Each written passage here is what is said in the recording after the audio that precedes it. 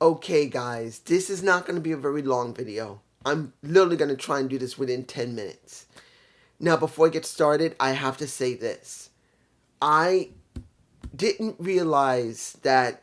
I know someone had mentioned Supercard of Honor. I forgot all about it because I've been suffering through allergies, and I noticed someone else had said, dude, why don't you take, I forgot what type of honey he said, a very specialized type of honey that normally you can get, like, in upstate New York, because I did check. Problem for me is that I can't go to upstate New York because I don't have a car. On top of that, to have it delivered here through eBay, there's a bit of an issue when it comes for the delivery for me personally. I can't get it. So I'm stuck with just getting regular allergy medicine. So I haven't been paying attention. So this is the deal. Impact this Thursday, I'm not reviewing it. Not going to happen.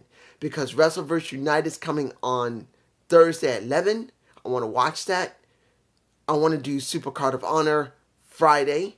Then I got to do pretty much WrestleMania Night 1, WrestleMania Night 2. And then if I can, Monday, I want to see Stand and Deliver and do a review of that. That's a lot. So Impact is being removed from the equation completely. There's not going to be enough time to watch it, review it, and then upload it before I got to do WrestleVerse United. And if anybody says, dude, why don't you just watch WrestleVerse Friday? Well, Supercard is happening Friday, and I got stuff to do Friday. So, sorry guys. Now, let's make this clear. Was this a bad show? No. Honestly, this was not a bad show. A lot of beatdowns by the Blackpool Combat Club. Let's go to Jungle Boy versus Matt Hardy was not the key here. Okay match. But it was about MJF and his segment after that, talking to him, putting him over, making it clear that they could have been friends, but he was not willing to go the extra mile. That's MJF telling Jungle Boy, you need to cut people out. If you want to become really the top one, you got to become cutthroat. And to his credit, when it comes to Jungle Boy, he's never done very good promos. It's mostly just barely average, and most of the time it's been below. But this one was one of the best ones I've seen him do by far. And I'm glad he did it. It really helped to give more context to the four pillars, to how Sammy Guevara, how Darby Allin, and how Jungle Boy is really going to build themselves up to go up against MJF, because he needs challengers. It was done well, and I had no problem with it. I know I can elaborate more, but I'm going to leave it because the question is going to be, when is Sammy Guevara going to do his bit? And when is Darby Allin going to do his bit? And we know they're going to have matches, but the question is, how are they going to elaborate and build on top of Jungle Boy? On his moment, how their moments are going to be. That's my question. Next, trios match. You got the Boys and Castle versus, well, they didn't really have a versus. They got their asses annihilated by the Blackpool Combat Club. Literally, they got their butts wasted. They got their asses just slammed. And I like that. I really do like it. I'm glad they switched from being faces to heel. Well, semi-faces. Now they're heels. I'm fine with it. It's cool for me personally because they need to change them up. They needed it. I still kind of wish that William Regal was there to really guide them even more because let's be honest. William Regal, the way he talks, will really help the club. Really, it would help the Blackpool Combat Club, but you know where he is. Now, Don Callis had his moment. Don Callis also got his ass handed to him because he tried to make up with Hangman Page because of the way he grabbed him. He fell. It made him look like he was pretty much trying to set up a Hangman Page. He got his head busted open. Now, either because of that ding, because you heard once Hangman Page got his ass whooped, Don is going like this, but it is Moxley who whacked him, and you heard a ding. So I thought maybe he might have actually hit his head when he hit the ground, because you heard a big ding, like that ding. So I'm wondering if that was an actual injury or not. My guess is no. It's too much blood, but you never know. You never know when it comes to pro wrestling. Now, I want to say this about Jade. When it comes to Jade, she was wearing a top that had no bra. That was showing her nips. Nice to see. Also, she can't stand Taya using her move, the Jaded, and she had no permission. Bitch, please. Taya Valkyrie has been doing the Road to Valhalla before you stopped doing the WNBA. Who the fuck you think you are? Messing with my woman. Look, I know John Morrison or Johnny Mundo or whatever he wants to call himself. That's a husband. That's a man. She mine. That's my woman. I've loved Taya since I first saw her first appear on Impact Wrestling. Yes, of course she was in Lucha Underground, but I've always loved Taya. That woman just has it. And they're setting up how she can't use the Road to Valhalla, because if they do, they're going to sue her. Kiss my black ass. And it is black. No. You're going to piss me off. But at least it is a change. But I say this again. If Taya loses to Jade Cargill, I'm going to shit all over it, because it's time for Jade to drop that title. It's time. It has no more prestige it could be built up to.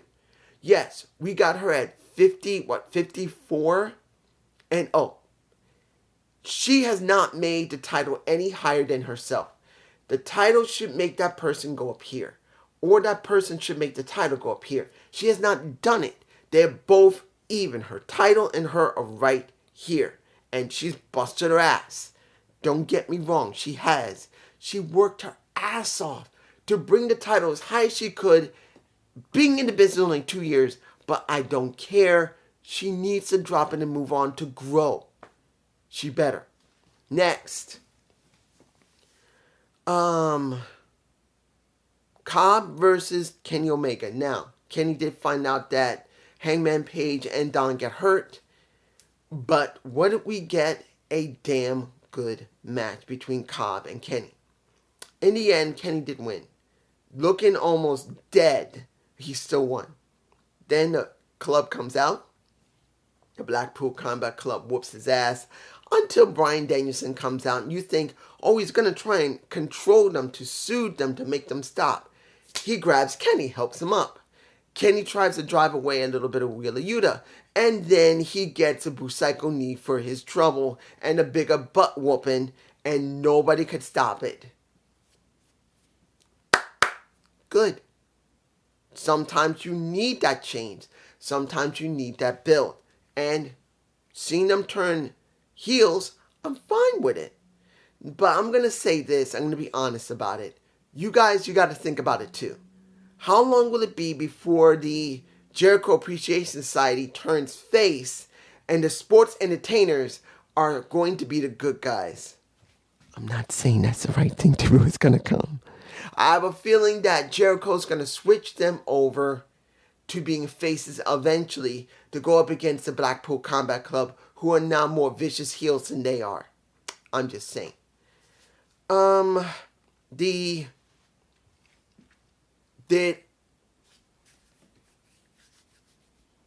sorry. What was this match? The Butcher versus Orange Cassidy for the International Championship. I'm sorry. No. I don't want to see it. I don't want to see it. I didn't want to see the Butcher have to job his ass again on Dynamite or Rampage. I'm done with it. Look, I want the Butcher and I want the Blade to leave. I don't care if they go to NWA. I don't care if they go to MLW Underground. I don't care if they go to Impact Wrestling. I'm done with it. These guys have proven they got some personality. They got good ring work. And people like them. But then they get freaking nowhere. They're enhancement jobbers that are pieces of shit. And I don't like calling people that. They have been there for nearly the entire time, within the first 3 months of AEW in existence. The Bunny came in, the Butcher came in, and the Blade came in. Where have you seen them got anywhere? They got nowhere. Barely they ever win on Dynamite. And that's only when they're working with other people in a what? A 6-man tag, an 8-man tag, a 10-man tag. Never by themselves. Nothing. It's garbage. I'm done with it. Now, Willow Nightingale versus Ruby Soho. It was fine. Seeing that match and then seeing Rio come out to chase after them still doesn't feel like a lot. She should have came out with a kendo stick. She should have came out with, I'm saying it.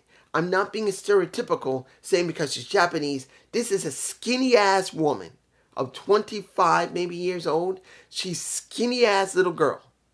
And I'm not even disrespecting her. She's been in the business since she was 9. She bust her ass, but we are still talking about a small woman that needed a weapon, and it would have been better if she came out with a kendo stick so you can swing it to fences that is light and it's believable. I'm sorry. The pipe never worked for me. It never did. It should have been a kendo stick, not Hiro Kushida's, but her own kendo stick. And where is Hiro Kushida? Where? Didn't they have a problem with her? That where is she now? Is she back in Japan? Is she hurt? Tell me below, but I think she should be there. That's just me. Let me see. What else? Okay, the final match of the night. Adam Cole versus Garcia. Now, this was a good story because this is 9 months in the making since Adam Cole got injured during the Forbidden Door pay-per-view last year. And they played up to that. 2 pile drivers to make him look as good as possible. 2. They wanted to make people understand that he can work. Now, mind you, I'm going to be honest here. Was his work okay when he was moving around? Not really. He was a bit sloppy. Now, that could have been done on purpose because they said he looked great. He looked sharp. No, he didn't. He looked sloppy. He can barely jump over Garcia. He can barely move out of the way Garcia. Now, does that mean that could have been played as a work? Yeah. To try and make him look like he can't really get 100% in step. But if Tony Schiavone, Excalibur, and Taz don't bring that up, then it's not a work. So it's just sloppy work. Doesn't mean it's bad work, it's just sloppy. In the end, he does win over Garcia. Chris Jericho comes out and he makes it very clear that he's looking at him. He's noticing him. No problem. But here's the big question I pose to everybody. What's next for Adam Cole? Where are they going to go with him? Right now, I don't know. What are they going to do with Adam Cole now? Once they start building him up, what are they going to do? Put him against MJF? I don't think so. He's got to go through the 4 pillars. Is he going to go after the TNT title? Powerhouse Hobbs is having his moment. And the vignette for him was pretty good. Is he going after the All-Atlantic? Which is now called the International title? Do you think that's the wisest thing for him? I don't know. Where are they going to go with Adam Cole? He doesn't have Bobby Fish. And he doesn't have anybody else. The Bucks are supposed to be out of the shot. And the only person that's available will be Kenny Omega. So maybe he'll work with Kenny. And then he'll do something. I don't know. But this is just me. You guys tell me below. And I hope you enjoyed this Dynamite Delight. Please give me a comment below. And I'm making it very clear. Again, just in case you didn't understand what I was saying. Because I took my medicine. Oh, my eyes are itching like crazy. I am not doing Impact this Thursday. I am skipping it because I will have less than an hour to try and do a video and then upload it before I would have to see Wrestleverse United. And that will go up all the way maybe into 2 in the morning. That's a little too much for me because I got to do Wrestleverse, then I'm going to do Supercard, then I'm going to do night 1 of WrestleMania, night 2 of WrestleMania, and on Monday, if I can, Stand and Deliver. That's a lot. That will drain you. I don't want to get drained. I'm going to try and do as much as I can not to get drained, but that's just me. Peace.